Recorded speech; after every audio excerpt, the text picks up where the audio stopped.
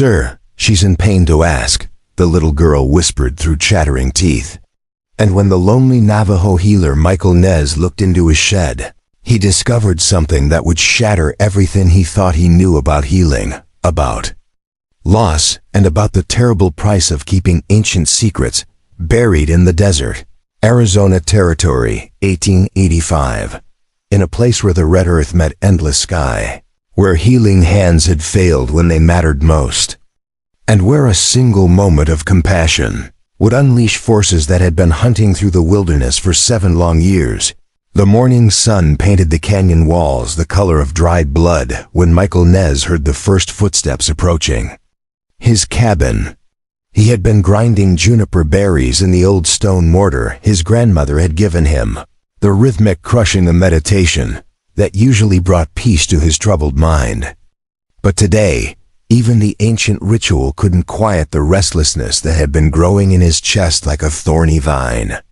7 years had passed since he'd last treated a patient, 7 years since he'd hung his medicine bag on the wooden peg by the door and sworn never to touch it again. Before we jump back in, tell us where you're tuning in from, and if this story touches you, make sure you're subscribed, because tomorrow I've saved something extra special for you. The people of Canyon de Chelly had learned to seek their healing elsewhere, traveling the long miles to the mission doctor in Chinnell, or relying on the other medicine men who hadn't been cursed with his particular burden of failure. They respected his solitude, understanding that some wounds ran too deep for even traditional healing to mend. His grandmother's voice still echoed in his memory on quiet nights. The spirits choose their vessels carefully. Michael, when they mark you for healing, they also mark you for suffering. He had learned the truth of those words through fire and blood and the screams of a woman he couldn't save. His cabin sat in isolation at the mouth of a narrow side canyon, built from red sandstone and weathered pine, surrounded by sagebrush and the occasional stunted juniper that managed to find purchase in the rocky soil. Behind the main dwelling stood his shed, a smaller structure that had once housed his most precious healing supplies. Ceremonial herbs gathered at dawn, sacred stones blessed by his ancestors, and the delicate instruments he'd used to draw poison from wounds and sickness from souls. Now it remained locked, its contents gathering dust while he lived like a hermit, subsisting on what he could grow in his small garden and the occasional rabbit he managed to snare. The footsteps stopped. Outside his door, lighter than those of an adult, hesitant but determined. Michael set down the mortar and wiped his hands on the leather apron tied around his waist, his dark eyes narrowing as he studied the rough-hewn door. Visitors were rare, and unexpected ones usually brought trouble. The last person who had sought him out was Martha Blackhorse, carrying her fever-ravaged son in her arms, begging him to attempt one more healing ceremony. He'd turned her away without a word, and 3 days later he'd heard the boy's death wail echoing across the canyon. A soft knock echoed through the morning stillness, barely audible above the whisper of wind through the canyon walls. Michael approached the door slowly, his weathered hands instinctively moving to the leather cord around his neck where a small turquoise pendant rested against his chest. A gift from his grandmother, worn smooth by decades of worried fingers seeking comfort in times of uncertainty. The pendant had once been warm with spiritual power, but like everything else connected to his healing gift, it had grown cold and lifeless. He opened the door to find a little girl standing on his threshold, maybe 8 or 9 years old, with tangled brown hair that caught the morning light and wide eyes the color of winter sky. Her dress was torn and dirty, patched with different colored fabrics that spoke of careful mending and limited resources. Her feet were bare despite the October chill, and her thin frame trembled not just from cold, but from something deeper.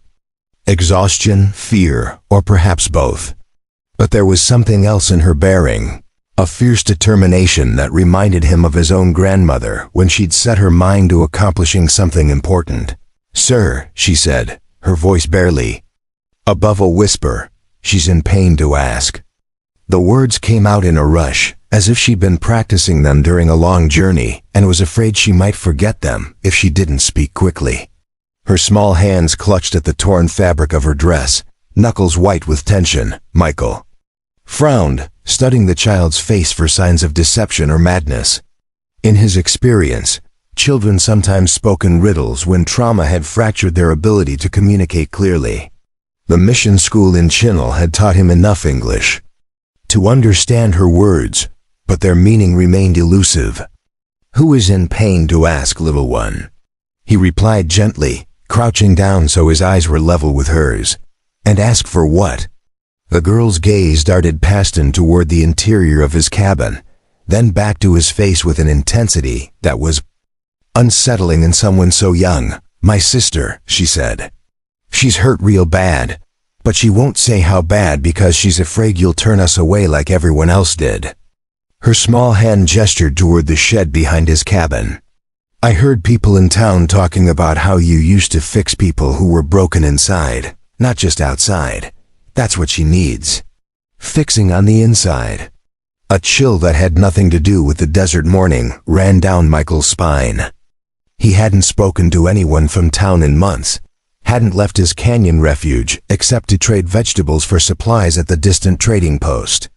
Yet somehow this child knew about his past, about the specific type of healing he'd once practiced. The dangerous art of mending not just physical wounds, but spiritual ones. The delicate work of repairing souls that had been shattered by trauma too terrible for the mind to process normally. It was knowledge that few possessed, and fewer still spoke about openly. "What's your name?" he asked, though part of him was already reaching for the door, ready to close it against whatever complications this waif might bring into his carefully ordered solitude. The last time he'd attempted to heal someone's spirit, the ceremony had gone terribly wrong. Maria Sandoval had been brought to him by her husband, her mind shattered by witnessing the massacre of her children during a raid. Michael had spent 3 days preparing the healing ritual, gathering the proper herbs, purifying himself according to ancient tradition. But when he'd attempted to draw the darkness from her spirit, something had gone wrong. Instead of healing her, he'd somehow pulled her deeper into madness. "Kira," she replied, shifting from one bare foot to the other. "Kira Morrison. And my sister is Emma. She's 15, and she hasn't spoken a word in 3 weeks. Not since we saw our parents get killed by those men with the badges." The girl's voice broke, and she wrapped her thin arms around herself as if trying to hold her body together through sheer force of will. "They came to our farm looking for someone, said they had the right to search wherever they wanted. Papa tried to tell them they were welcome to look around, but they just started shooting." Michael felt something stir in his chest, a familiar ache that he'd spent 7 years trying to bury beneath routine and isolation. The healer's instinct, his grandmother had called it. The irresistible pull toward suffering that marked those chosen to carry the burden of others' pain. He'd thought he'd successfully killed that part of himself, carved it out like a cancerous growth, and left it to die in the desert sun. But here it was again, awakening at the sound of a child's distress like a desert flower blooming after rain. "Where is Emma now?" he found himself asking, the words emerging despite his better judgment. His hand moved unconsciously to the medicine bag hanging beside his door, fingers tracing the familiar weight of it through the worn leather. Kira's eyes filled with a mixture of relief and terror, as if she'd been afraid he wouldn't ask, but was equally afraid of what would happen when he did. "She's in your shed," she whispered. "I know we shouldn't have gone in there without asking, but it was raining last night and she was so cold, and the door wasn't locked, and I didn't know where else to take her. She won't eat, won't drink water, won't even look at me anymore. She just sits there staring at nothing, like she's seeing something terrible that nobody else can see." Michael's blood turned to ice water in his veins. The shed, his medicine shed that he'd abandoned 7 years ago, sealed away like a tomb to contain the memories of his greatest failure. The place where he'd stored not just herbs and instruments, but also the more dangerous tools of his trade. The sacred items used in healing ceremonies that touch the boundary between the physical and spiritual worlds. Preparing and narrating this story took us a lot of time, so if you are enjoying it, subscribe to our channel. It means a lot to us now. Back to the story.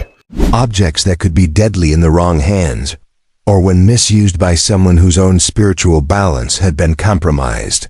He pushed past Kira and strode toward the shed, his heart hammering against his ribs like a trapped bird. The wooden door stood slightly ajar, revealing nothing but shadows within.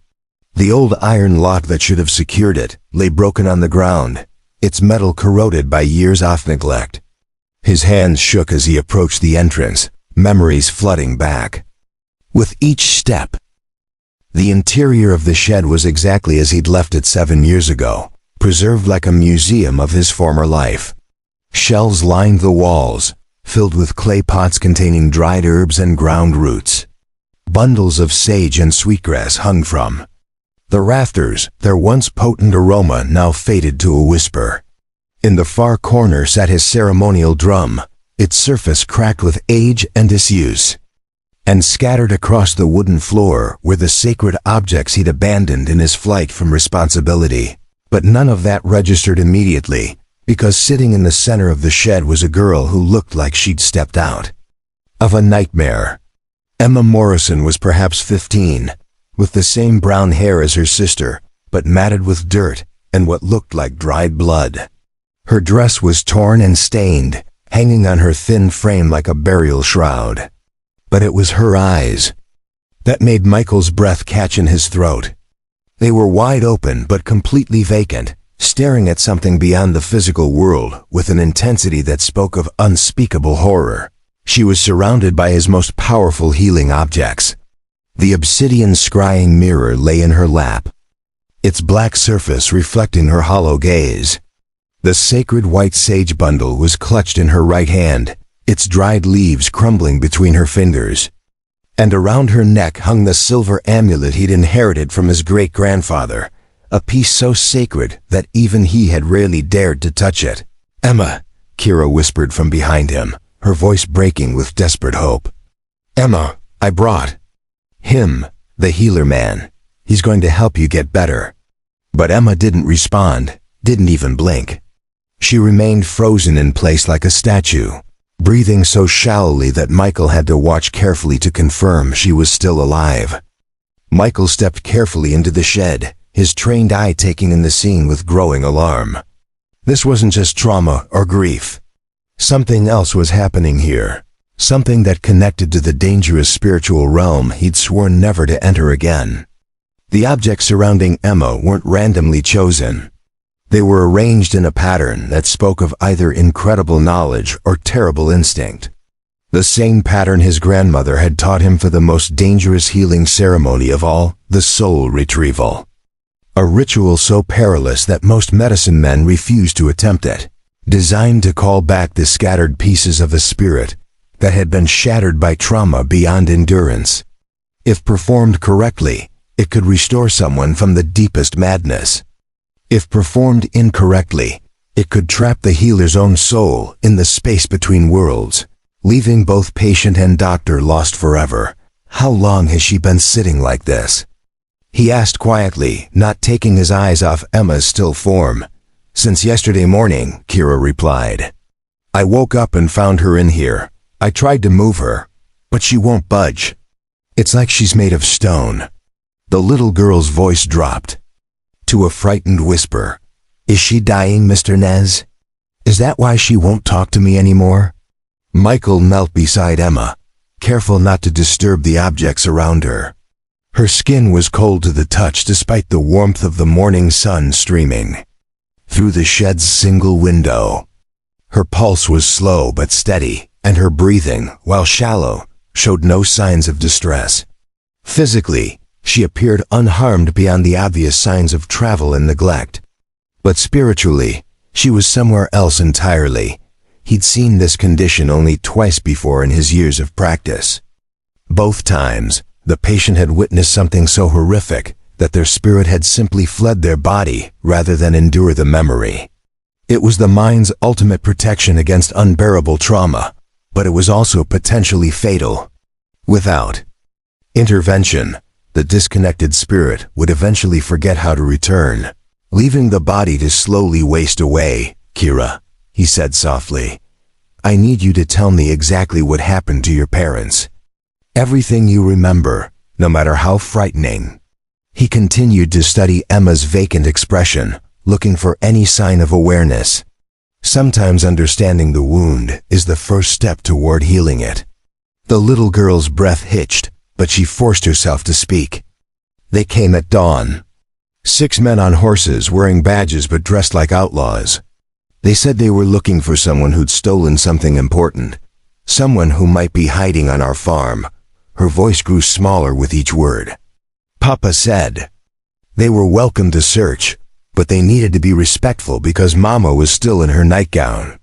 That's when their leader laughed and said respect was for people who mattered. Michael's jaw tightened. He'd heard similar stories from other survivors of what the territorial authorities called justified searches.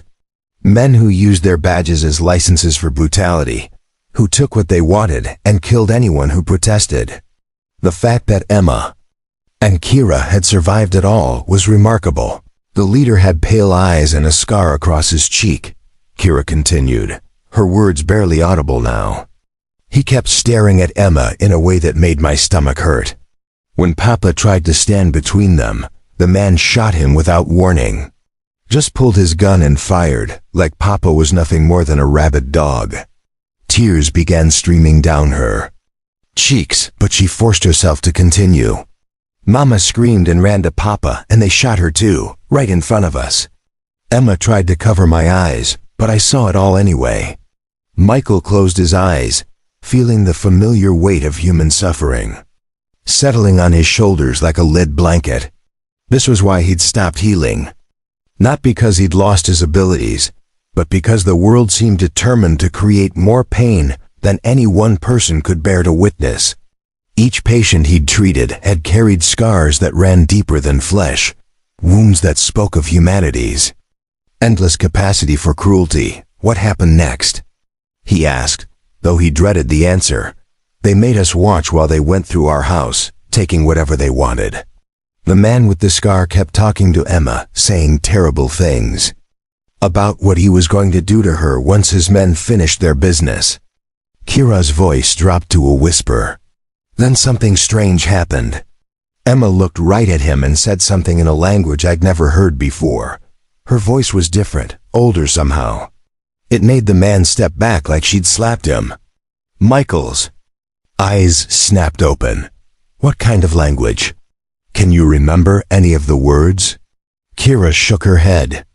"It sounded like singing, but angry singing. Like a storm made of words." The man with the scar went white as a sheet and started backing toward his horse. He kept looking around like he expected something terrible to appear out of nowhere. Then he shouted at his men to leave, said the place was cursed. She wiped her nose on her sleeve. They rode off so fast they left half their stolen goods behind.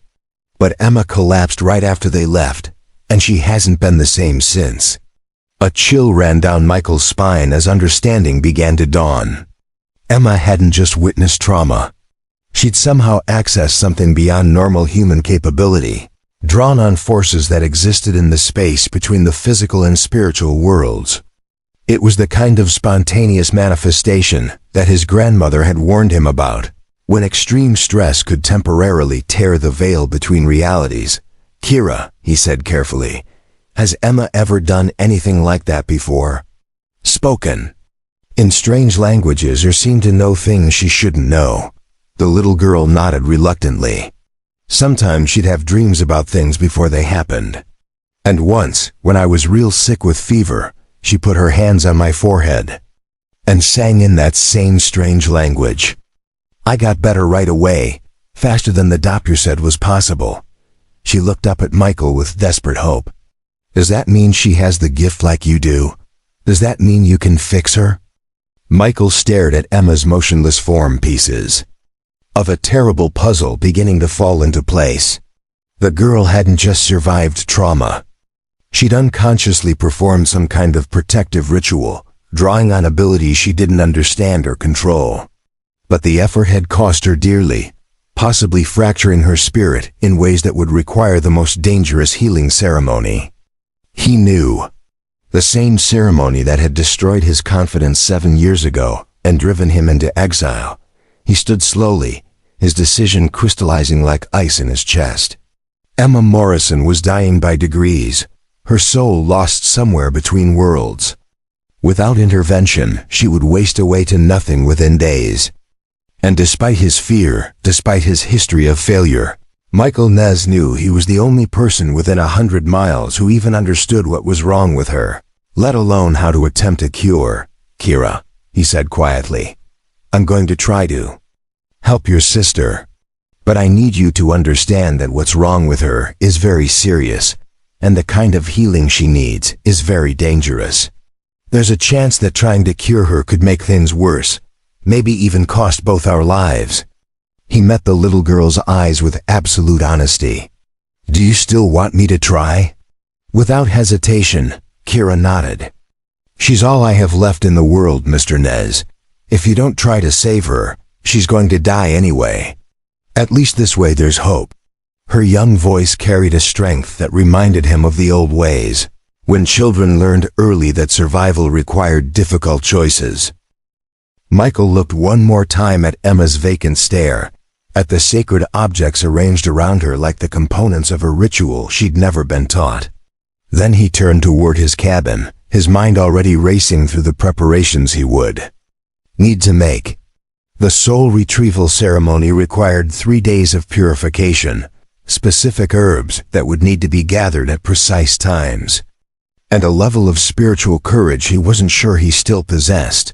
But as he walked away from the shed, leaving the Morrison sisters in the care of forces older than memory, Michael Nez felt something he hadn't experienced in 7 years. Purpose. For better or worse, he was about to discover whether his healing gift had truly died with his confidence, or whether it had simply been waiting for the right moment to emerge from its long hibernation. The wind carried whispers of trouble long before Michael saw the dust cloud on the horizon. He stood in his garden, hands deep in the earth as he carefully extracted white sage roots, when the desert itself seemed to shift around him. The ravens that normally chattered in the canyon walls fell silent. The lizards that basked on sun-warmed rocks scurried for cover. Even the wind changed direction, bringing with it the scent of horses and gunpowder, and something else that made his grandmother's pendant burn cold against his chest. 3 hours had passed since he'd begun preparations for Emma's healing ceremony. 3 hours of gathering sacred materials while Kira sat vigil in the shed, singing softly to her unresponsive sister. The little girl had a surprisingly melodic voice, and the song she chose seemed to come from some deep well of instinctive knowledge. Old lullabies that carried power in their rhythm, fragments of prayers she couldn't possibly have learned from any church or school. Michael had paused more than once in his work, struck by the realization that both Morrison sisters possessed gifts they didn't understand. The sage roots came free with a soft whisper of displaced soil, their pale flesh unmarked by rot or disease. Perfect specimens for the most crucial element of the soul retrieval ceremony. Michael wrapped them carefully in deerskin, adding them to the growing collection of materials spread across his kitchen table. Sacred corn pollen gathered before dawn. Turquoise stones blessed by 3 generations of his family. Spring water from the hidden pool deep in the canyon where his grandmother had taught him the old songs. Each item had to be perfect, pure, charged with the right spiritual energy. One contaminated element could turn the healing ceremony into something far worse than death. He was crushing dried cedar berries when the pendant around his neck suddenly flared with heat so intense it nearly burned his skin. Michael dropped the mortar and grabbed the turquoise stone, feeling power coursing through it like electricity. His grandmother's voice echoed in his memory. When the old gifts awaken after long sleep, they bring both blessing and curse. The spirits who watch over healers also watch for those who would corrupt the sacred ways. The pendant was warning him. Something dangerous was approaching. Michael moved to the window and peered through the gap in the wooden shutters. In the distance, where the canyon mouth opened onto the wider desert, a column of dust rose against the pale blue sky. Riders, at least 6, possibly more, moving with the purposeful speed of men who knew exactly where they were going. He counted their silhouettes as they crested a low ridge, noting the way they rode in military formation, despite wearing civilian clothes. These weren't random travelers or lost prospectors. They were hunting something specific, Mr. Nez. Kira's voice called from the direction of the shed, high and strained with fear. Something's wrong with Emma. She's making sounds. Michael abandoned his preparations and ran toward the medicine shed, his heart pounding with dread. When he'd left the sisters an hour ago, Emma had been as still as carved stone, lost somewhere between life and death. Any change in her condition could signal either the beginning of recovery or the final slide toward something irreversible. He burst through the shed door to find Kira crouched beside her sister, tears streaming down her dirt-stained cheeks. Emma was no longer silent. Low, guttural sounds emerged from her throat, not quite words but carrying the rhythm of desperate communication. Her vacant eyes remained fixed on some invisible horizon, but her hands had begun to move, fingers tracing complex patterns in the dust around her. The sacred objects that had surrounded her when Michael first found her were now arranged in a completely different configuration, as if she'd rearranged them while in her trance state. When did this start? Michael asked, kneeling carefully beside the girl without disturbing the pattern she'd created. Right after you left, Kira whispered. She started making these sounds like she was trying to warn someone about something terrible. Then her hands began moving on their own, picking up your medicine things and putting them in new places. I was afraid to stop her because she seemed so determined, like she knew exactly what she was doing, even though her eyes never changed. Michael studied the new arrangement with growing amazement and terror. Emma had recreated the defensive ward pattern his great-grandfather had taught him for protection against malevolent spirits, a complex design that took most apprentice healers years to master. But she'd modified it in ways that spoke of either genius or madness, incorporating elements from traditions he didn't recognize. The result was something unprecedented, a spiritual barrier so powerful he could feel its energy humming in the air like a struck tuning fork. She knows they're coming, he said softly, understanding flooding through him like ice water. Somehow, even in her current state, she senses the approaching danger, and she's trying to protect us. The sounds from the canyon mouth grew louder. Hoofbeats on stone, the creak of leather saddles, the low murmur of men's voices carried on the desert. Wind. Michael moved to the shed's single window and peered through a crack between the wooden boards. The riders had reached the canyon entrance, 6 men in dark coats despite the desert heat. They sat their horses with the easy confidence of predators, scanning the landscape like wolves searching for prey. The man in the lead matched Kira's description perfectly. Pale eyes that seemed to hold no warmth, a livid scar running from his left temple to the corner of his mouth, and an aura of casual cruelty that made Michael's skin crawl. This was the man who had murdered the Morrison parents, who had spoken of unspeakable plans for Emma before her mysterious display of power had frightened him away. Now he was back and he'd brought reinforcements. They found us, Kira whispered, pressing herself against the shed wall as if she could disappear into the weathered wood. I thought we were far enough away. I thought they'd given up looking. Her small body shook with terror that went beyond simple fear. This was the bone-deep horror of a child who had already witnessed the worst of human nature and knew it was about to be repeated.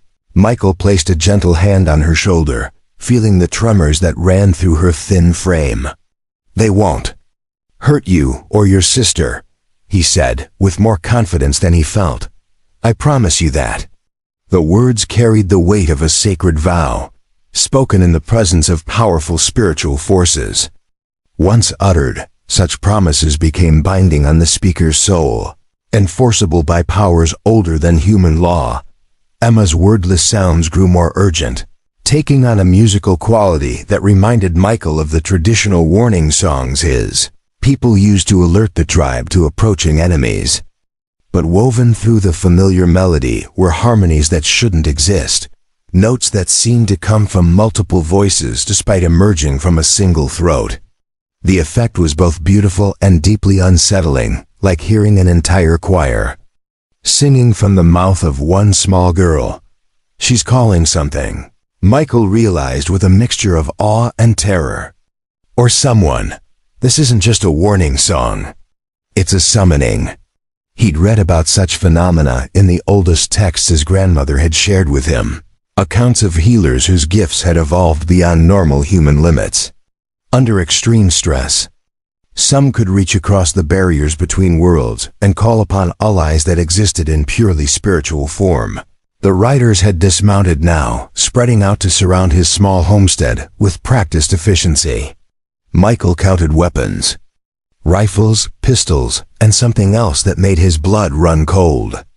The scarred leader carried a leather pouch that seemed to pulse with its own dark energy, emanating the kind of spiritual corruption that only came from deliberate trafficking with malevolent forces. This man wasn't just a killer. He was something far more dangerous. "Stay here with Emma," Michael told Kira, moving toward the shed door. "No matter what happens out there, don't leave this circle she's created. The pattern she's drawn will protect you from most kinds of harm, but only if you remain within its boundaries." He paused at the threshold, turning back to meet the little girl's frightened eyes. "And if something happens to me, if I don't come back, you need to know that Emma's ceremony must be completed within 3 days or she'll be lost forever. Find another healer, someone from my people who understands the old ways."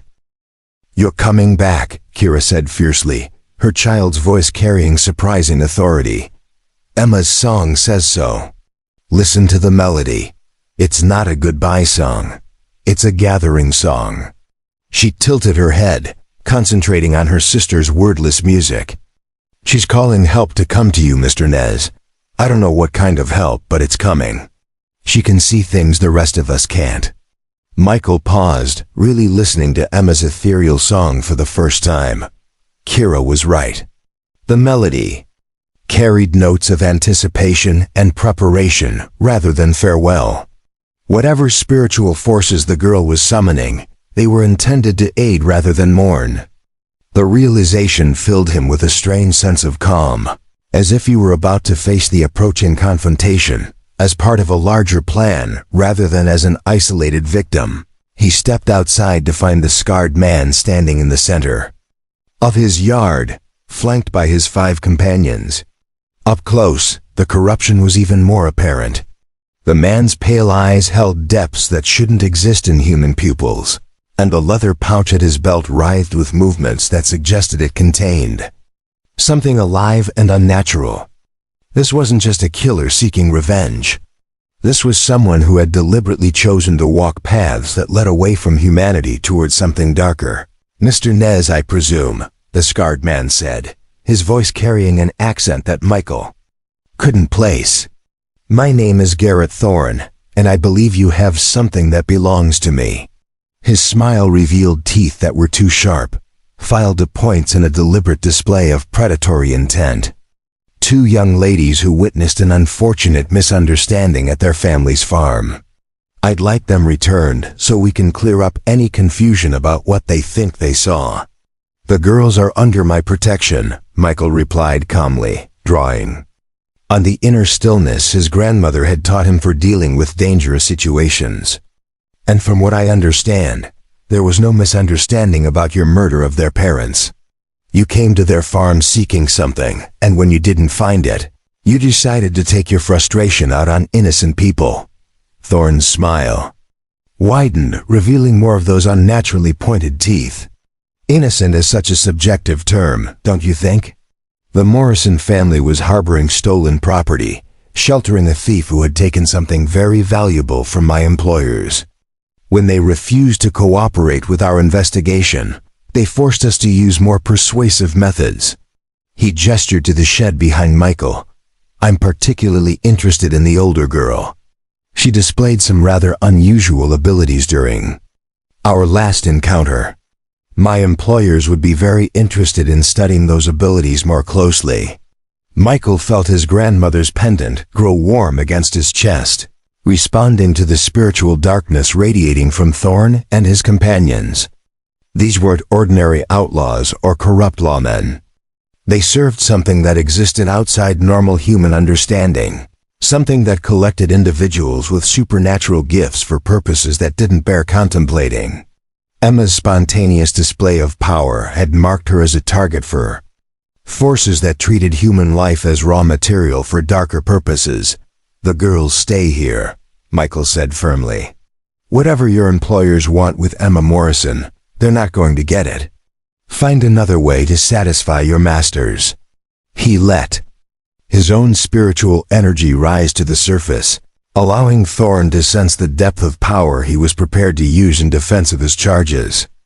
The pendant around his neck began to glow with faint turquoise light, visible even in the bright desert sun. Thorn's expression shifted from casual amusement to genuine interest. Ah, now that's fascinating. A Navajo medicine man with the old gift still intact. How wonderfully convenient. He reached for the writhing pouch at his belt, and Michael felt the air around them thicken with malevolent energy. My employers have been looking for someone exactly like you. The girl will be useful for breeding purposes, but a fully trained healer would be invaluable for their research. I think we'll be taking both of you. From inside the shed came a sound that made every horse in the area shy nervously away from their riders. Emma's wordless song had reached a crescendo, no longer sounding entirely human. The melody carried harmonies that seemed to come from the earth itself, from the rocks and wind and ancient spirits that dwelt in the deep places of the canyon. Michael felt power gathering around him like a thunderstorm, drawn by the girls. Summoning song. She's calling the old guardians, he whispered in amazement. The protective spirits that watch over sacred places. Emma doesn't just have healing gifts. She has the sight, the ability to perceive and communicate with forces that exist beyond the physical world. He looked at Thorn with new understanding. That's what your employers really want, isn't it? Not just healers, but those who can bridge the gap between worlds. You're collecting people who can access spiritual power for some kind of occult purpose. Thorn opened the leather pouch, releasing something that looked like living shadow mixed with oily smoke. The substance writhed in the air above his palm, forming shapes that hurt to look at directly. Perceptive as well as powerful. Yes. Mr. Nez, my employers are building something that requires individuals with your particular talents. Think of it as a grand experiment in expanding human consciousness beyond its normal limitations. The shadow thing began to take more definite form, resembling a cross between a snake and a spider made of pure darkness. Michael reached for his medicine bag, pulling out a handful of blessed corn pollen. The ancient protective rituals came back to him as easily as breathing. Muscle memory trained into his bones by years of practice before his self-imposed exile. He cast the pollen in a circle around himself, speaking words of power in the old language while Emma's summoning song grew stronger behind him. The shadow creature struck like a living whip, seeking to wrap around Michael's throat. But it recoiled from the protective circle as if the corn pollen were made of fire, writhing back toward its master with sounds of frustration that existed on frequencies just below human hearing. Thorn's expression darkened, and he gestured to his men to raise their weapons.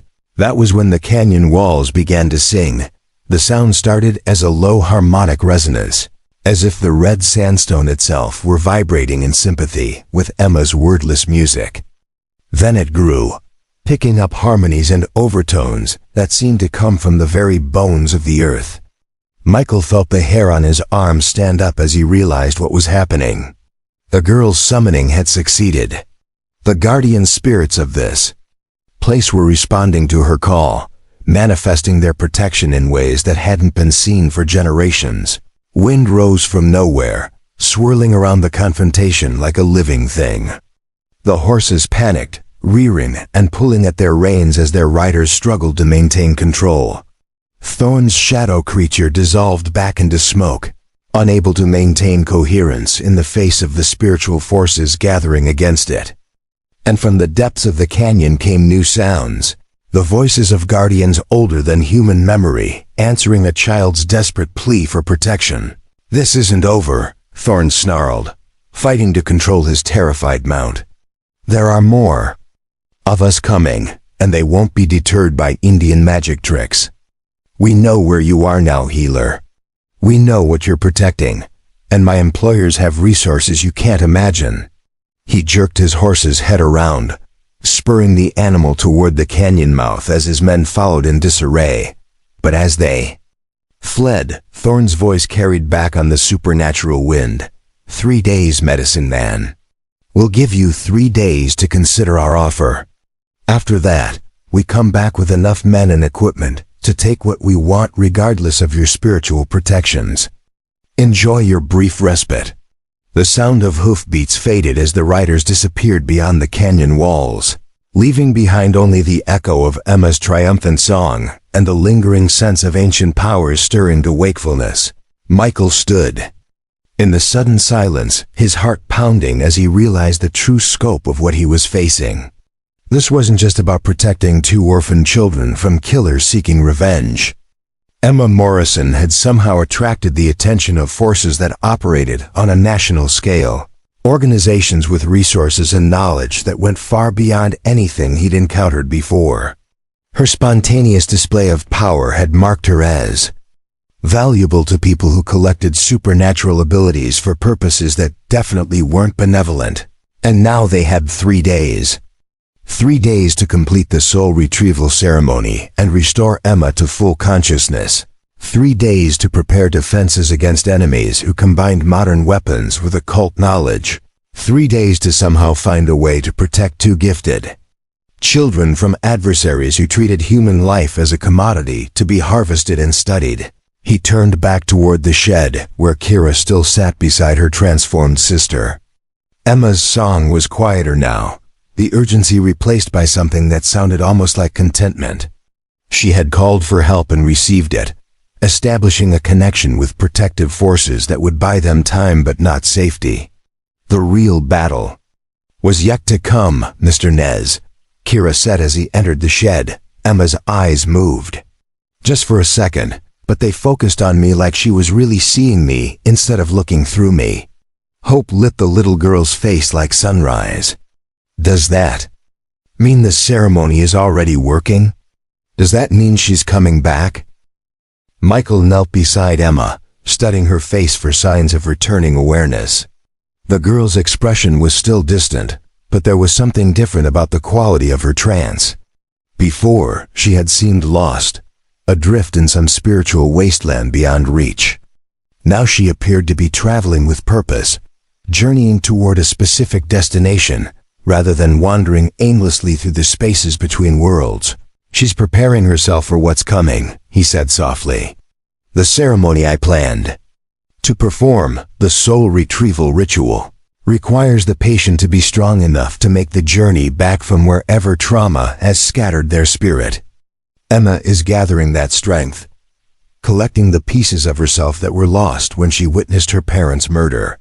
He touched the turquoise pendant at his throat, feeling its warmth respond to the spiritual energies flowing through the shed. "But we're running out of time.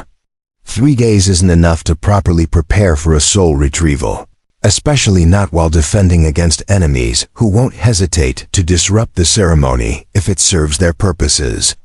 Kira reached out to take her sister's hand, and for the first time since Michael had found them, Emma's fingers responded with a gentle squeeze. "Then we'll have to do it faster," the little girl said with determination beyond her years. "Emma's stronger than those bad men think. And you're stronger than you think, Mr. Nez. Between the 3 of us, we can make this work." She looked up at him with eyes that held wisdom inherited from generations of women who had faced impossible odds and found ways to survive. Besides, we're not really alone anymore, are we? Emma called the guardians, and they answered. That has to count for something. Michael nodded slowly, feeling the truth of her words settle into his bones like medicine. The approaching confrontation would test every skill he possessed, and some he hadn't yet discovered. But they wouldn't face it without allies. Ancient powers had awakened in response to a child's desperate song, and those powers had chosen to stand with the healers against the forces of corruption and exploitation. He stood and began gathering the materials scattered around the shed, his movements sure and purposeful for the first time in 7 years. Then we begin tonight, he said, feeling his grandmother's gift flowing through him like a river returning to its proper course. The soul retrieval ceremony requires 3 days and nights of continuous ritual, but Emma has already started the process herself. All we need to do is guide her home. He met Kira's eyes with absolute certainty. Your sister is going to be whole again, little one. And when Garrett Thorne returns with his master's army, he's going to discover that some things in this world are still worth fighting for, and some people are still willing to do the fighting. The stars wheeled overhead like ancient watchers as Michael prepared the sacred fire in the center of his cabin. Each piece of kindling had been selected according to traditions passed down through 7 generations of his family: cedar for purification, oak for strength, and juniper for protection against malevolent spirits. The flames danced higher as he added pinches of blessed herbs, sending spirals of smoke through the hole in his roof toward the infinite desert sky. Tonight would mark the beginning of Emma Morrison's journey back from the shadowlands between life and death. Kira sat cross-legged beside the fire, her young face grave with the responsibility Michael had placed upon her shoulders. She would serve as the anchor during the soul retrieval ceremony, her voice and presence providing a beacon to guide her sister home through whatever spiritual wilderness trauma had scattered her essence across. In her small hands, she held a raven's feather blessed with spring water and corn pollen, a tool that would help her maintain connection with Emma's wandering spirit throughout the dangerous ritual. Remember, Michael said softly as he arranged ceremonial objects around the fire's perimeter. No matter what you see or hear during the ceremony, you must not break the circle or stop singing. Emma's spirit will be traveling through places where the normal rules of reality don't apply, and the sound of your voice will be the only thing keeping her tethered to this world. He met the little girl's eyes with gentle intensity. Can you do that for 3 days and nights? Even if what you witness frightens you beyond anything you've ever imagined? Kira nodded with determination that reminded Michael of warriors preparing for battle. Emma sang to me when I was scared after the bad men killed our parents, she said quietly. She held me all night and sang lullabies until I could sleep without seeing Papa's blood. Now it's my turn to sing for her. She lifted the raven's feather, watching firelight play across its dark surface. Besides, I'm not really scared anymore. The guardian spirits are still here. I can feel them watching over us like invisible friends. Michael could sense them too, ancient presences that had answered Emma's desperate summons and now maintained a protective vigil around his homestead.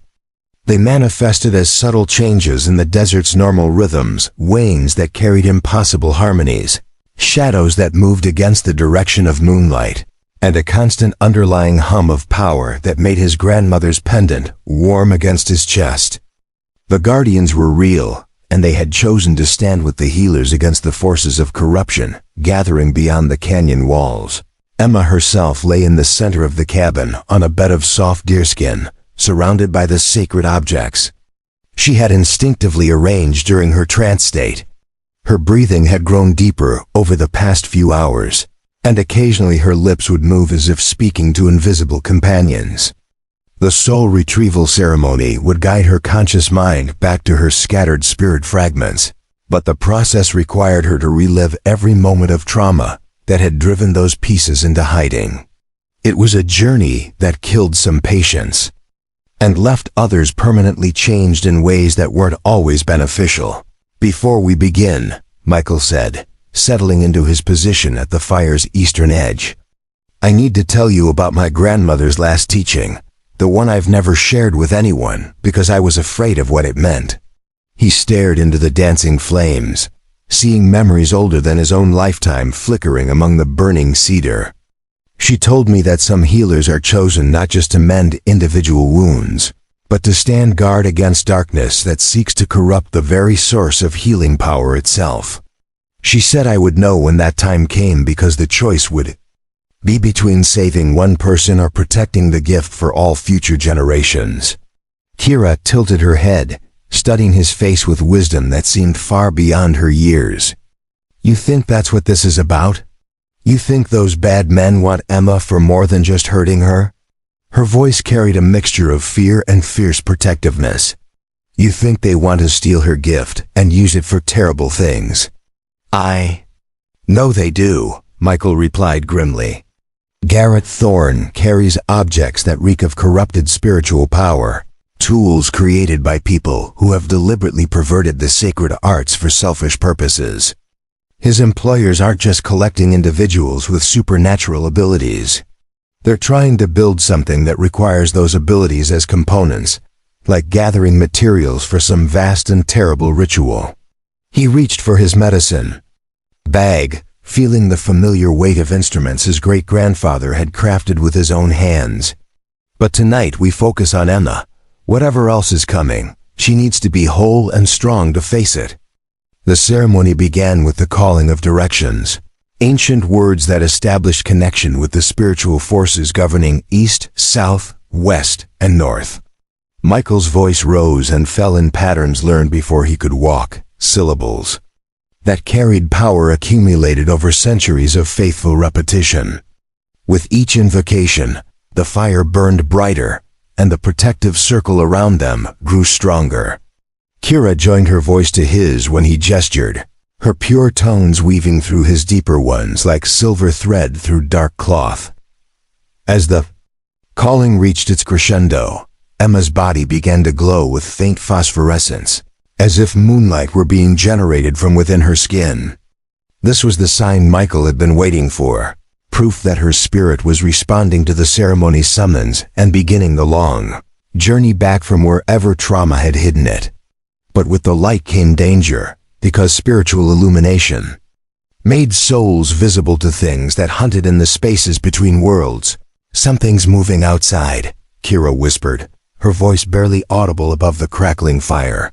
"Not the guardian spirits, something else. Something that doesn't like what we're doing." She clutched the raven's feather tighter, her knuckles white with tension. "It's circling the cabin like a hungry wolf, looking for a way in."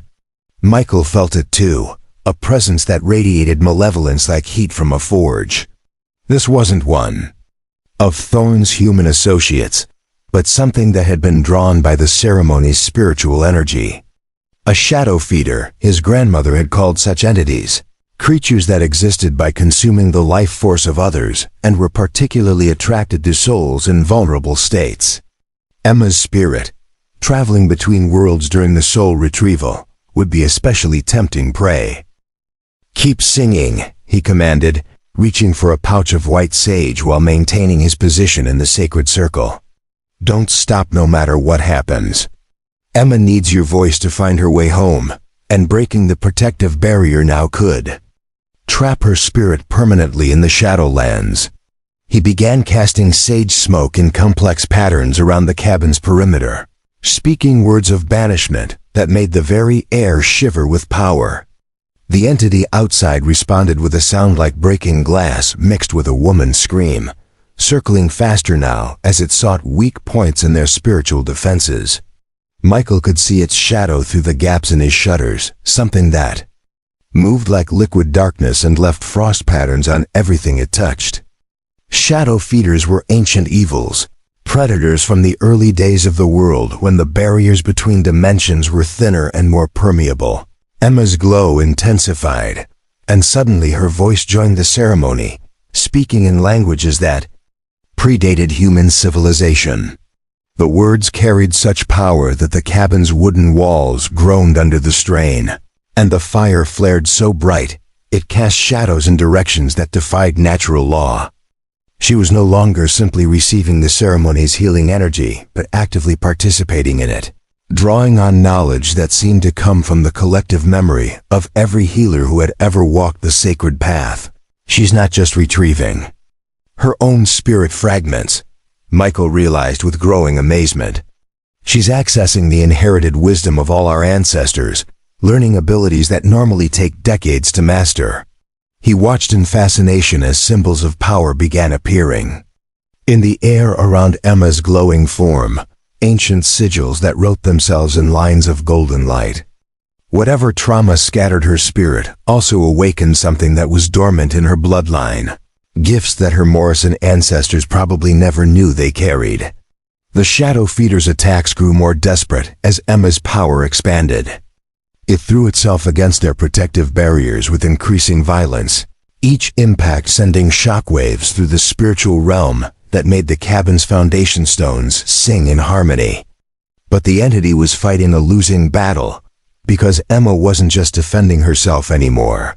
She was learning to hunt the hunter, turning predator into prey with abilities that seemed to grow stronger by the moment. Kira's song took on new harmonies as she responded to her sister's spiritual transformation, their voices blending into something that transcended normal music. The raven's feather in her hands began to glow with its own light, revealing itself as more than just a ceremonial tool. It was a conduit, a bridge between the sisters that allowed them to share strength across the boundaries of consciousness. Whatever gifts ran in the Morrison bloodline, they were manifesting in both girls simultaneously, Mr. Nez, Kira said during a pause in the chanting, her voice dreamlike but perfectly clear. Emma wants me to tell you something.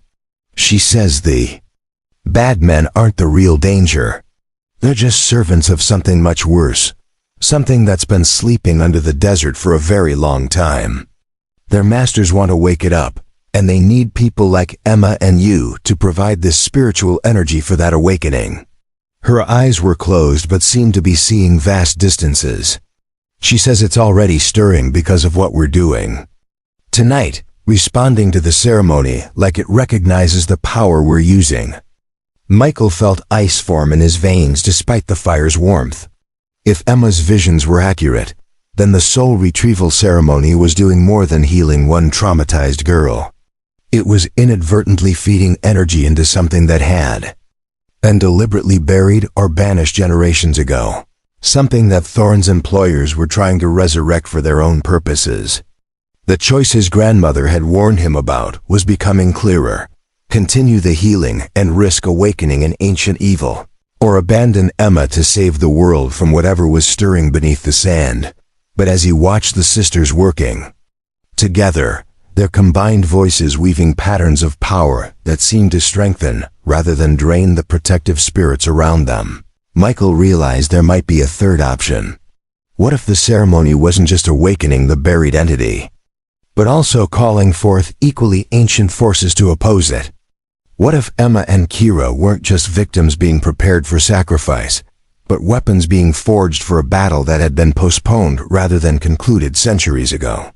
The Shadow Feeder made one final desperate assault on their barriers, hurling itself against the protective circle with enough force to crack the cabin's adobe walls. But instead of breaking through, it encountered something unexpected. Emma's spirit had completed the first stage of its retrieval journey and returned with allies of its own, guardian entities that moved like living light and burned with the fury of righteous protection. The predator found itself surrounded by prey that had become predators in turn. The battle that followed was fought in dimensions that human eyes couldn't fully perceive, a clash between ancient evils and equally ancient guardians that left the very air crackling with residual energy. Michael and Kira maintained their song throughout the conflict, providing anchor points for the forces of light, while Emma's spirit led the charge against entities that had terrorized the Shadowlands for millennia. It was a preview of the larger battle to come, a skirmish that would determine whether the girls lived to face their ultimate destiny. When the fighting ended, the shadow feeder had been not just banished but utterly destroyed, its essence scattered across dimensions where it could never reform. The guardian spirits that Emma had summoned now surrounded the cabin like an army of light, their presence so powerful that Michael knew no mundane weapons could penetrate their protection. But more importantly, Emma herself was visibly stronger, her spirit fragments beginning to coalesce around the core of her recovered consciousness. "The first night is ending," Michael observed as dawn's first light began filtering through the eastern windows. "Emma has reclaimed roughly a third of her scattered essence, but the hardest parts of the journey still lie ahead." He studied the girl's peaceful face, noting subtle changes that spoke of growing spiritual maturity. Tonight she faced external enemies and prevailed. Tomorrow night, she'd have to confront the internal demons created by witnessing her parents' murder. And on the third night, she need to make a choice about what kind of person she wants to become with the power she's inherited. Kira stretched carefully, working kinks out of muscles that had remained motionless for hours. "Will the bad men come back during the day?" she asked, still clutching the raven's feather that had become her sister's lifeline. "Will they try to stop the ceremony before Emma gets completely well?" "They'll try," Michael admitted, banking the sacred fire but not extinguishing it completely. "But they'll discover that we're no longer the same people they threatened yesterday. Emma has awakened guardian spirits that haven't walked this world for generations, and you've proven yourself capable of channeling their power through your voice and will." He moved to the window and peered out at the dawn-painted canyon walls, noting subtle signs that their spiritual allies were maintaining vigilant watch. Besides, Thorn and his masters need Emma alive and conscious for whatever ritual they're planning. "They can harass us, but they won't risk damaging their primary asset until they're certain our ceremony has failed." As if summoned by their conversation, the sound of hoofbeats echoed from the canyon mouth, but these weren't the measured rhythms of Thorn's military formation. Someone was riding hard toward the homestead, pushing their mount to dangerous speeds across terrain that could kill both horse and rider with a single misstep. Michael grabbed his rifle and positioned himself where he could see the approaching visitor without exposing himself to potential sniper fire. The rider who emerged from the morning shadows was unlike anyone Michael had expected. An elderly Navajo woman sat straight-backed on a paint mar that showed signs of having traveled far and fast through difficult country. She wore traditional dress, but carried herself with the authority of someone accustomed to command, and the medicine bag hanging from her saddle was larger and more ornate than any Michael had ever seen. As she approached the cabin, he felt power radiating from her like heat from a summer stone. "Michael Nez," she called in the traditional language, her voice carrying easily across the distance between them. "I am Helen Yazzie, grandmother to the clan of many goats, keeper of the old songs and guardian of the ancient treaties. I have traveled 3 days without rest because the spirits told me you had undertaken a soul retrieval ceremony for a child not of our blood." She dismounted with the fluid grace of someone half her apparent age.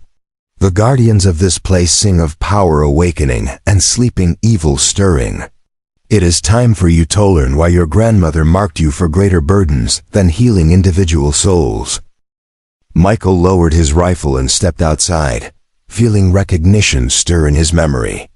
Helen Yazzie was more than just another medicine woman.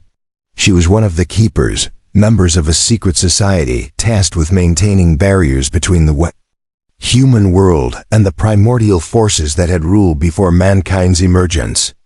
His grandmother had spoken of them in whispers, describing responsibilities so great that most keepers died young from the strain of their calling. "The Morrison girls carry bloodlines that trace back to the first treaty makers," Helen continued, her sharp eyes taking in every detail of the scene before her. "Their ancestors helped establish the bindings that keep the ancient hunger sleeping beneath the desert floor. Garrett Thorne's masters seek to use their inherited power to break those bindings and restore the old dominion of entities that fed on human suffering. She gestured toward the cabin where Emma lay recovering from her first night's journey. But the girls were not raised knowing their heritage. They lacked the training necessary to resist corruption when the final confrontation comes. Then you're here to provide that training, Michael said, understanding flooding through him like sunrise. The Guardians didn't just answer Emma's call for protection. They sent word to the Keepers that the ancient compact was under threat. He felt pieces of a vast puzzle clicking into place in his mind. This was always about more than healing one traumatized girl. It was about preparing warriors for a battle that's been building for generations. Helen nodded grimly. Your grandmother saw this day coming in her vision dreams, but she died before she could complete your education in the deeper mysteries. That task now falls to me, because the next 2 nights of Emma's ceremony will determine not just her individual fate, but the spiritual balance of this entire region. She shouldered her medicine bag and walked toward the cabin with purposeful strides. Come, nephew. It is time for you to learn why some healers are chosen to bear the weight of the world upon their shoulders, and why the songs we sing in darkness sometimes determine whether the sun will rise again. As they entered the cabin together, Michael felt the last of his uncertainty falling away like discarded clothing. Whatever came next, he would face it with knowledge instead of ignorance, preparation instead of improvisation. The Morrison sisters had brought more than trauma to his doorstep. They had brought destiny, and he was finally ready to embrace the burden his bloodline had been carrying for generations. Helen Yazie's weathered hands moved with practiced precision as she unpacked objects from her medicine bag that Michael had only heard described in the oldest stories. A crystal skull carved from black obsidian that seemed to absorb light rather than reflect it. Bone flutes made from the hollowed femurs of creatures that had walked the earth before the first humans drew breath. And most disturbing of all, a leather-bound tome written in symbols that hurt to look at directly, characters that seemed to writhe and shift when observed too closely. Before the Navajo people emerged into this world, Helen began settling. Cross-legged beside Emma's still form, there were others who ruled the sacred places. Entities of pure hunger that fed on human suffering and grew stronger with each act of cruelty they inspired. Her voice carried the weight of stories past, down through generations of secret keepers. They were not evil as humans understand evil, but rather forces of nature like earthquakes or floods. Destructive not from malice but from their essential nature. Michael knelt beside the elderly medicine woman, feeling the temperature in the cabin drop several degrees as she spoke. Even unconscious, Emma seemed to respond to the ancient words, her breathing growing shallower as if she were listening from somewhere deep within her trance state. Kira had fallen asleep clutching her raven's feather, but her lips moved constantly in whispered songs that kept the protective barriers strong around them. The Morrison bloodline traces back to Sarah Whitehorse, a woman who was half Navajo and half Irish settler, Helen continued, opening the leather tome to pages that revealed maps drawn in what looked suspiciously like dried blood. She was present at the Great Binding of 1847, when the last free spirits of the ancient hunger were sealed beneath the desert floor.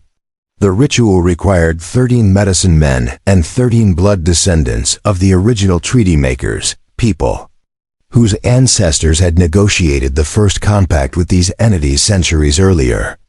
The map showed a vast network of underground chambers stretching across Arizona territory, connected by tunnels that formed geometric patterns too complex to be natural. At the center of the network lay a symbol that made Michael's grandmother's pendant burn against his chest with sudden heat. It was the same mark he'd seen tattooed on Emma's wrist during her trance state, appearing and disappearing like a brand that existed only in spiritual dimensions. The binding was meant to last until the end of the fifth world, Helen said grimly. But the ancient hunger has been testing its prison for decades, growing stronger as humanity's capacity for cruelty has expanded. Wars, massacres, the systematic destruction of indigenous peoples, All of it has fed power back into the sealed chambers. Now the barriers are weakening, and Garrett Thorne's masters seek to complete their collapse using the inherited gifts of treaty bloodlines. Michael studied the maps more closely, noting several marked locations within a day's ride of his homestead. These underground chambers, are they what Emma has been seeing in her visions?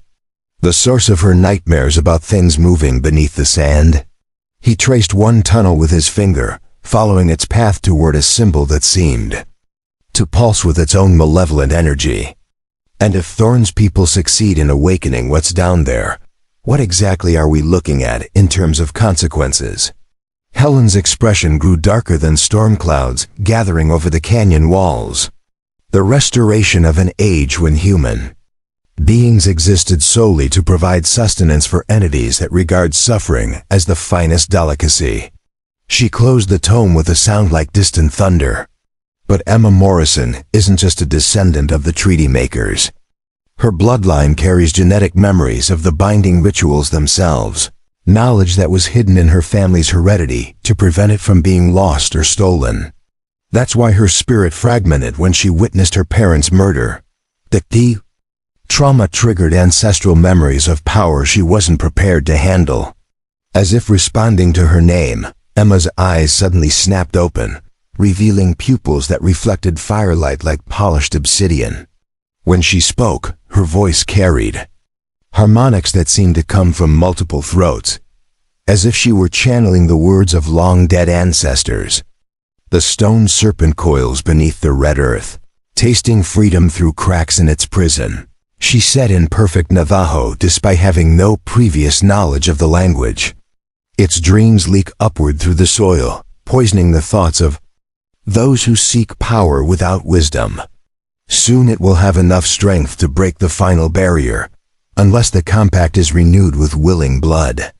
Michael felt his blood turn to ice water as understanding crashed over him like a collapsing wall. Willing blood, he repeated slowly.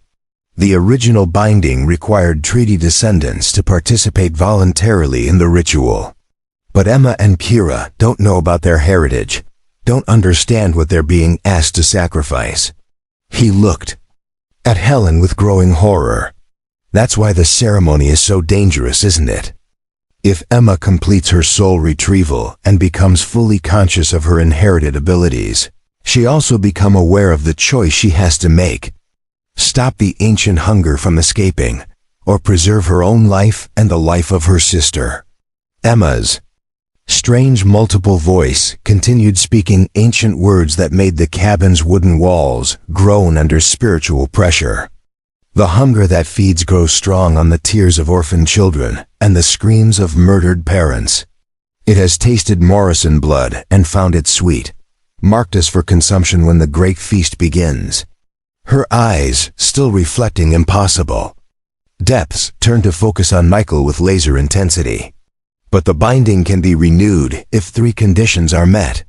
A keeper of the old knowledge must willingly share the burden. A healer must offer their accumulated power as fuel for the ritual. And a blood descendant must choose sacrifice over survival when the moment of decision arrives. Helen reached out to touch Emma's forehead, her weathered fingers tracing symbols that appeared briefly in golden light before fading. She's not just retrieving her scattered spirit anymore, the elderly medicine woman observed with mixture of awe and terror. She's downloading the complete cultural memory of every treaty maker who participated in the original binding. By tomorrow night, she'll know more about the ancient hunger than anyone alive, but she also know the true cost of keeping it imprisoned. Outside the cabin, the sound of approaching hoofbeats announced the return of unwelcome visitors. But these weren't the measured rhythms of Thorne's disciplined riders. Multiple horses moved at different speeds, some galloping while others maintained steady trots, suggesting a larger and less organized group. Michael moved to the window and peered through the shutters, counting at least a dozen riders spreading out to surround his homestead.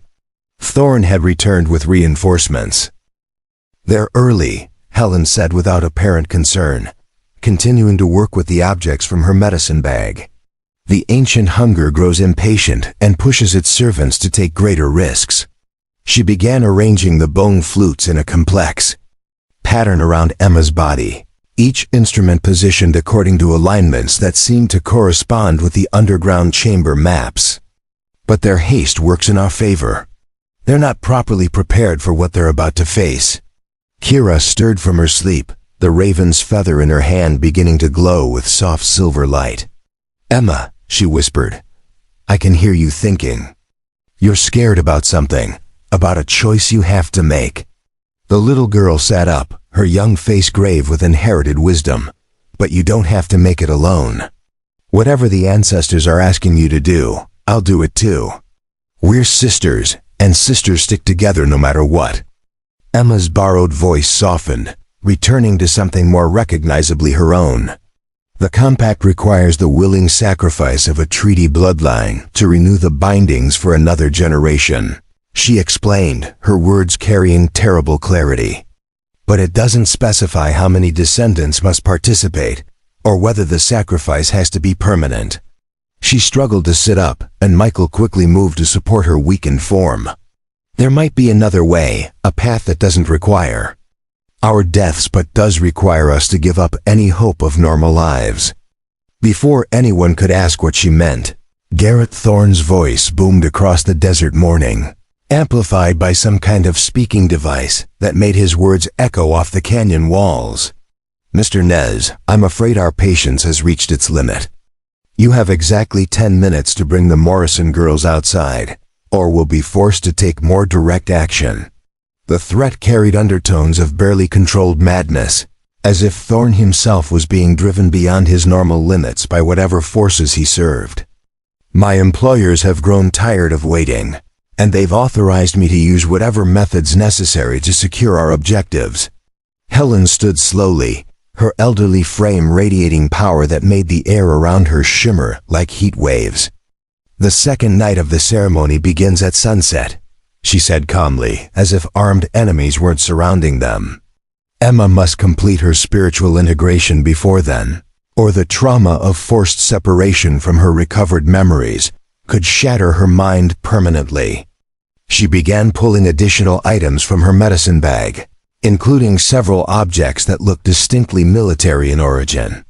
"But first, we need to thin out the opposition and buy ourselves time to work." Michael stared at the weapons. Emerging from what he'd assumed was purely a spiritual practitioner's kit. "Helen, what exactly were you before you became a keeper?" he asked, noting the professional way she checked the action on what appeared to be a modified cavalry carbine. "Because those aren't traditional healing tools." The elderly woman's smile held secrets darker than canyon shadows.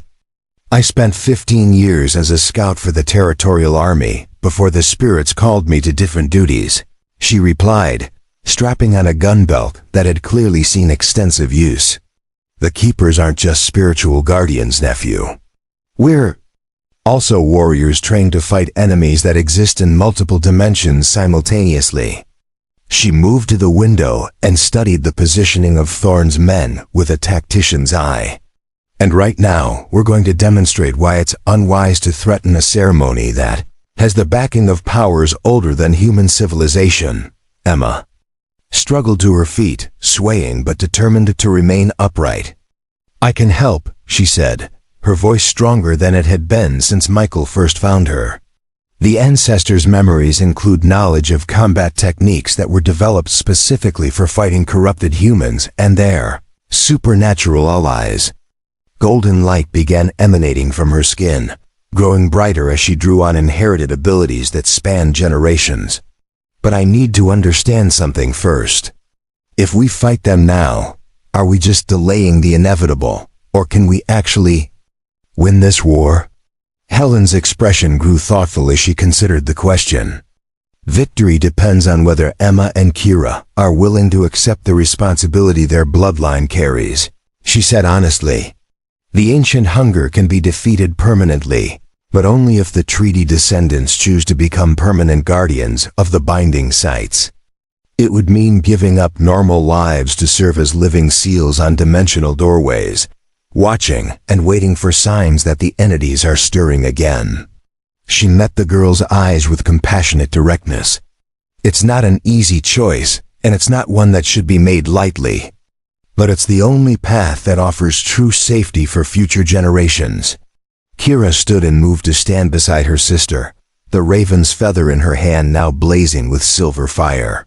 "We never had normal lives anyway," she said with wisdom far beyond her years. "Our parents were murdered because of what we are, and men like Thorn will never stop hunting us. At least this way, our being different serves a purpose that protects other people instead of just making us targets." She looked at Emma with fierce love. "Besides, if we're going to be guardians, we'll be guardians together. That doesn't sound so bad to me." Emma nodded slowly, her decision crystallizing as the inherited memories provided context for their situation. "Then we fight," she said simply. "Not just to survive today, but to end this threat permanently." Golden light began spreading from her form to encompass both sisters, creating a protective aura that made the very air around them sing with power. "Helen, teach us what we need to know. Michael, prepare whatever rituals are necessary. And let's show Garrett Thorn and his masters what happens when they threaten the children of treaty makers." The sound of gunfire erupted outside as Thorn's patience finally ran out, and his men began their assault on the cabin. But instead of terror, Michael felt a strange sense of completion settling over him. For 7 years, he'd hidden from his true calling, content to let his gifts wither in isolation. Now surrounded by allies who understood the stakes they were fighting for, he was finally ready to become the healer and warrior his grandmother had always known he could be.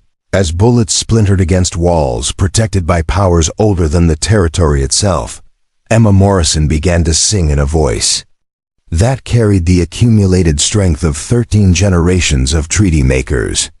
The song called upon guardians and bound spirits, upon ancient compacts and sacred obligations, upon the unbreakable bond between protectors and protected. And in that song, Michael heard the promise of victory against forces that had seemed insurmountable just hours before. The first wave of Thorn's assault shattered against invisible barriers like ocean waves breaking on stone cliffs.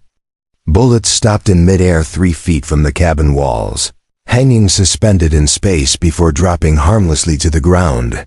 The protective wards Emma had unconsciously created during her trance state had evolved into something far more sophisticated. Powered by the accumulated spiritual energy of 13 generations of treaty makers, flowing through her awakened bloodline, Helen Yazzie moved with the fluid precision of a veteran warrior, her modified carbine speaking in measured bursts that found targets with supernatural accuracy. Each shot was guided not just by decades of military training but by spiritual sight that revealed her enemies' positions even when they took cover behind rocks or desert brush. Her bullets carried more than lead. They were blessed with banishing prayers that made them particularly effective against humans who had willingly corrupted themselves through contact with malevolent entities. "Michael," she called over the sound of gunfire, "the real battle isn't happening out there. Thorn's physical assault is just a distraction while his masters attempt to break through our spiritual defenses using methods that exist outside normal reality." She gestured toward Emma, whose golden aura was beginning to flicker as unseen forces pressed against the protective barriers around them. "They're trying to force premature completion of the soul retrieval ceremony, hoping to catch Emma in a vulnerable state between consciousness and the ancestral memory matrix." Michael could feel the pressure building like a spiritual thunderstorm preparing to break. The very air inside the cabin had become thick and oppressive, charged with energies that made his skin crawl and his grandmother's pendant burn like a coal against his chest. Through his enhanced perceptions, he could see shadowy figures moving just outside normal vision, entities that existed primarily in spiritual dimensions, but were gaining enough substance to affect the physical world. Emma suddenly convulsed, her back arching as competing forces fought for control of her consciousness. The ancestral memories were trying to complete their integration, downloading centuries of accumulated knowledge about binding rituals and dimensional warfare. But something else was interfering with the process, inserting false information and corrupted data designed to turn her inherited gifts against themselves. If the contamination succeeded, Emma would become a weapon aimed at the heart of everything her bloodline had died to protect. "Kira," Michael commanded, grabbing materials for an emergency cleansing ritual. "Sing the protection song your sister taught you, but reverse the melody. Instead of calling guardians to us, we need to help Emma cast out the corruption that's trying to possess her." He began scattering blessed corn pollen in complex patterns around the writhing girl's form. "Helen, can you hold off the physical attack while I attempt a spiritual extraction?" The elderly warrior keeper nodded grimly, her neck shot punching through a boulder that one of Thorne's men had thought provided adequate cover. "I can give you 10 minutes, maybe 15 if the guardian spirits continue supporting our defenses," she replied, reloading with cartridges that gleamed with their own internal light. "But after that, they'll bring up the heavy artillery they've been holding in reserve. Weapons that were specifically designed to disrupt sacred sites and spiritual workings." Kira's voice rose in a melody that seemed to come from the earth itself, ancient words that predated human language but carried meaning that bypassed rational understanding and spoke directly to the soul. As she sang, the raven's feather in her hands began weaving patterns of silver light around Emma's convulsing form, creating a cocoon of protective energy that helped isolate her sister's consciousness from external interference. Michael placed his hands on Emma's forehead and immediately recoiled from the chaos he found within her mind. The ancestral memory integration was only half complete, leaving her consciousness split between her own traumatic experiences and the inherited knowledge of dozen treaty makers. Worse, the corruption was spreading through the memory matrix like spiritual poison, turning protective instincts into paranoid aggression and transforming healing knowledge into tools of destruction. "Emma," he said softly, projecting his voice directly into her fractured awareness, "you're stronger than whatever is trying to control you. Your bloodline survived for 13 generations, specifically because it couldn't be corrupted or conquered." He began channeling his own healing energy through the connection, using techniques his grandmother had taught him for cleansing spiritual contamination. "Focus on Kira's voice. Let her song guide you back to who you really are." Inside Emma's consciousness, the battle was taking place on a landscape that defied normal description. Memory fragments from a dozen different lives swirled through a space that seemed to be constructed from crystallized music and liquid light. At the center of the chaos stood Emma herself, but she was no longer alone. Surrounding her were the spiritual forms of every treaty maker who had participated in the original binding ceremony. Their combined will focused on protecting their descendant from forces that sought to corrupt her inherited gifts. But they were fighting a losing battle against entities that had spent decades planning this exact assault. Shadow creatures poured through cracks in Emma's psychic defenses, each one carrying virulent spiritual diseases designed to turn protective instincts into destructive compulsions. If they succeeded in their contamination, Emma would become convinced that the only way to protect humanity was to release the ancient hunger from its prison, allowing it to consume the corrupt elements of civilization and restore a pure world. Order. The sound of Kira's reversed protection song reached into the memory space like a lifeline thrown to a drowning person. Emma grasped it desperately, using her sister's love and trust as an anchor while she fought to distinguish between her own thoughts and the lies being whispered by the shadow creatures. The ancestral spirits rallied around her, their combined knowledge providing weapons specifically designed for battling corruption from within. Outside the spiritual battleground, Helen's ammunition was running low and Thorne's forces were preparing for their final assault. The scarred man himself had dismounted and was approaching the cabin on foot, carrying the writhing leather pouch that contained his most dangerous weapon. As he drew closer, the pouch began to emit sounds that existed below the threshold of human hearing, but sent waves of nausea and terror through anyone exposed to them. The shadow spawner, Helen identified grimly, recognizing the artifact from descriptions passed down through generations of keepers. It contains a fragment of the ancient hunger itself, kept alive through a diet of human suffering and used to corrupt anyone who possesses significant spiritual power. She aimed carefully at Thorn's advancing form.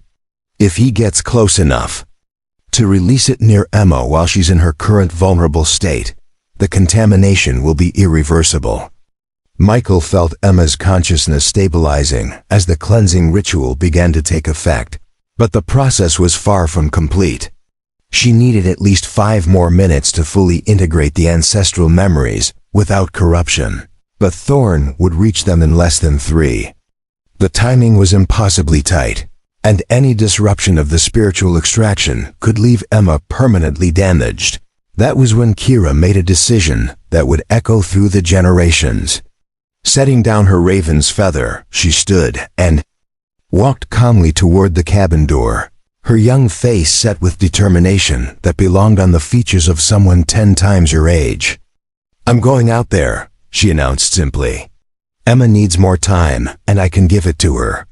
"Absolutely not," Michael said firmly, not breaking concentration on the extraction ritual. "You're 8 years old, and Thorn is a killer who's already murdered your parents. I won't let you sacrifice yourself for a few more minutes of ceremony time." But Kira was already moving, her small hand reaching for the door latch with inexorable purpose. "I'm not going to sacrifice myself," she said with calm certainty. "I'm going to show them what happens when they threaten treaty makers who know exactly who they are and what they're capable of." Silver light began emanating from her skin, growing brighter with each step toward the door. Besides, Emma's not the only one who inherited gifts from our ancestors. I've been learning things too, listening to the memory songs while she was unconscious. The little girl stepped outside into the harsh desert sunlight, and immediately the nature of the entire confrontation changed. Thorn's men, who had been advancing with disciplined precision, suddenly found themselves unable to move forward. Not because of any visible barrier, but because Kira's presence had activated protective protocols built into the very landscape around Michael's homestead. The guardian spirits that had answered Emma's initial summons were responding to Kira's awakening abilities, manifesting as physical phenomena that turned the desert itself into an ally. Sand rose in spiraling columns around each of Thorn's men, not violent enough to harm them, but persistent enough to blind and disorient anyone trying to maintain aggressive action. The wind began singing in harmonies that carried emotional weight, melodies that reminded listeners of everything they had ever loved and lost, making it psychologically impossible to continue acts of violence while the music played. Thorn himself proved resistant to the environmental effects, his corruption providing insulation against Kira's inherited abilities. But as he approached the small girl standing fearlessly in his path, the leather pouch at his belt began to smoke and writhe more violently, as if whatever was contained within was being burned by proximity to something it couldn't tolerate. "Interesting," he said, his scarred face twisting into an expression of genuine curiosity. "The younger sister has awakened as well, and her gifts seem to specialize in environmental manipulation rather than direct spiritual combat." He reached for the pouch, his fingers working at the leather bindings that held it closed.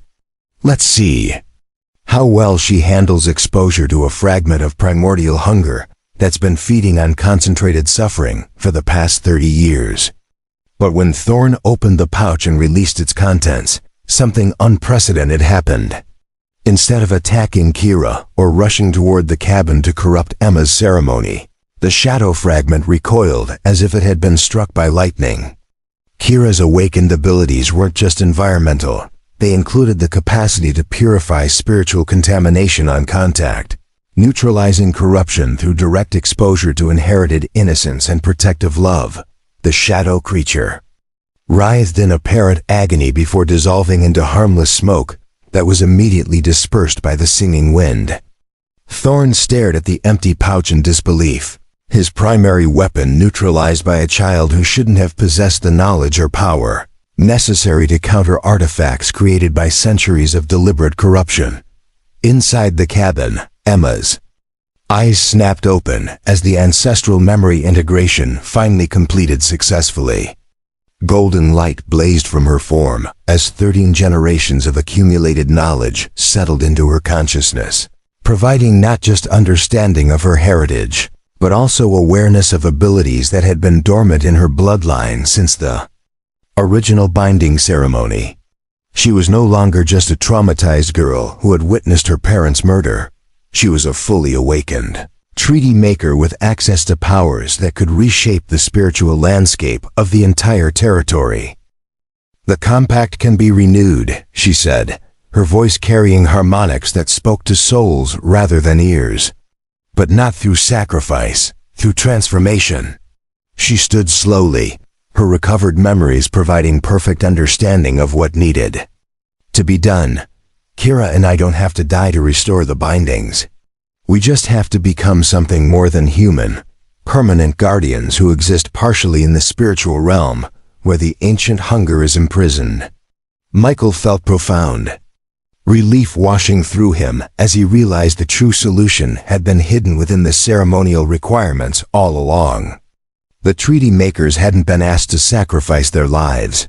They had been offered the opportunity to evolve beyond normal human limitations, becoming bridge beings who could monitor and maintain the dimensional barriers that kept primordial evil contained. Outside, Thorn was retreating toward his remaining men, his confidence shattered by the loss of his most powerful weapon, and the obvious fact that he was facing opponents whose abilities exceeded anything his masters had prepared him to handle. But as he backed away, his pale eyes held promises of return, of escalation, of resources being deployed that would make today's assault seem like a gentle probe compared to what was coming. "This isn't over," he called across the desert air, his voice carrying clearly despite the distance. "You've won a battle, but the war has barely begun. My employers have access to weapons and allies that your guardian spirits can't imagine, and they're already on their way." He reached his horse and mounted quickly, gathering his scattered forces with practiced efficiency. "Enjoy your victory while you can, treaty makers. The next time we meet, you'll discover that some forces are too ancient and too hungry to be contained by human will alone." As Thorn and his surviving men disappeared beyond the canyon walls, Emma and Kira stood together in the doorway of the cabin, their combined auras creating a pillar of golden and silver light that reached toward the desert sky. The second night of the soul retrieval ceremony was complete, but instead of ending with healing, it had concluded with transformation that would echo through dimensions, 6 months after the battle that had shaken the spiritual foundations of Arizona territory. Michael Nez stood on the rim of Canyon de Chelly, watching the sunrise paint the ancient rock formations in shades of gold and crimson. The landscape looked unchanged to ordinary eyes, but his enhanced perceptions revealed subtle differences that spoke of profound transformation. Silver threads of protective energy now webbed between the canyon walls, visible manifestations of renewed binding spells that kept darker forces safely contained beneath the desert floor. The sound of laughter echoed from the valley below, where Emma and Kira Morrison were teaching a group of Navajo children how to weave traditional patterns that carried hidden meanings. The sisters had aged beyond their physical years during their transformation into guardian spirits, their eyes holding depths of knowledge that belonged to beings who existed simultaneously in multiple dimensions. Yet they had retained enough humanity to find joy in simple moments, proof that evolution didn't require the abandonment of everything that made life worth protecting.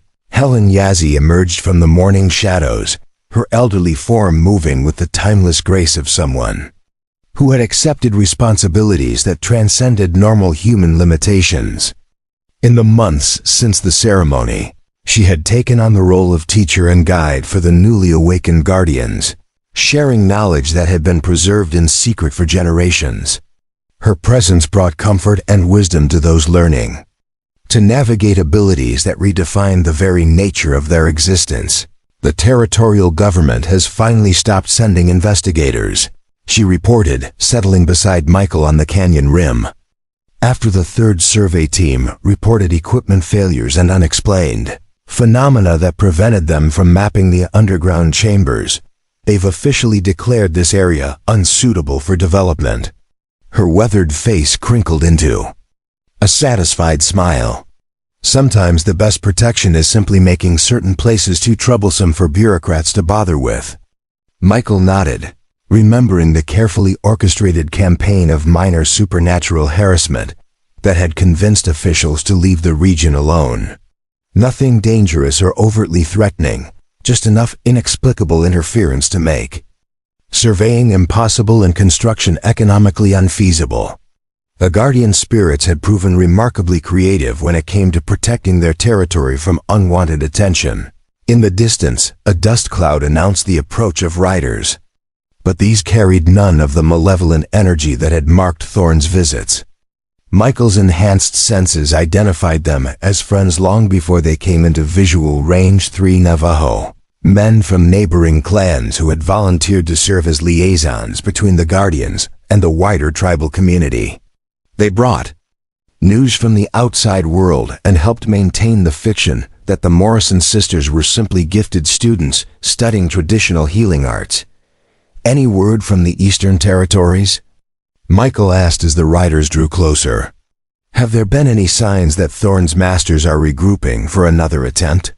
The question had haunted him for months, the knowledge that their victory had been local rather than decisive. Somewhere beyond the reach of their protective network, forces continued to gather that viewed the ancient hunger's awakening as an acceptable price for the power it would provide. Helen's expression grew thoughtful as she considered intelligence.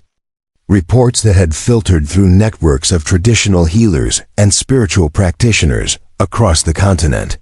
3 unexplained disappearances of medicine men from tribes east of the Mississippi, she said quietly. 2 incidents of sacred sites being defiled in ways that suggest occult knowledge rather than simple vandalism. And rumors of a new organization calling itself the Order of Primordial Unity, headquartered somewhere in the industrial cities where spiritual traditions hold less sway. The implications were sobering but not unexpected. The ancient hunger had influenced human civilization for millennia, and its servants wouldn't abandon their goals simply because one binding site had been successfully renewed. If anything, the demonstration of what awakened guardians could accomplish would make them more determined to prevent similar transformations from occurring elsewhere. Emma appeared at the top of the canyon trail, her movement so fluid it seemed to defy normal gravity. The physical changes wrought by her guardian transformation were subtle but unmistakable: skin that held traces of golden luminescence, eyes that reflected depths beyond normal human experience, and an aura of calm strength that made people instinctively trust her judgment. She had become something more than human without losing the essential compassion that made her worth protecting. "The underground chambers are completely stable," she reported, her voice carrying harmonics that resonated with the very stones of the canyon. "Kira and I completed our monthly inspection this morning, and all the binding points are holding firm. The ancient hunger has retreated deeper into dormancy, and its dreams no longer leak into the upper levels." She paused, her expression growing distant as she accessed information that existed in spiritual rather than physical dimensions. "But there's something else. A message carried on frequencies that only guardians can perceive." Michael felt his blood chill as he recognized the implications.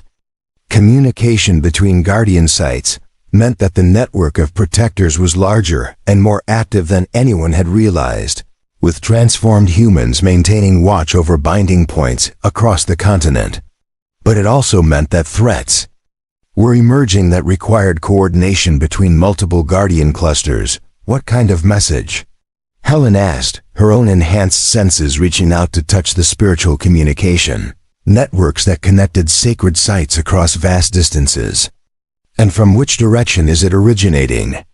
Emma's eyes grew distant as she translated information that existed as pure meaning rather than words.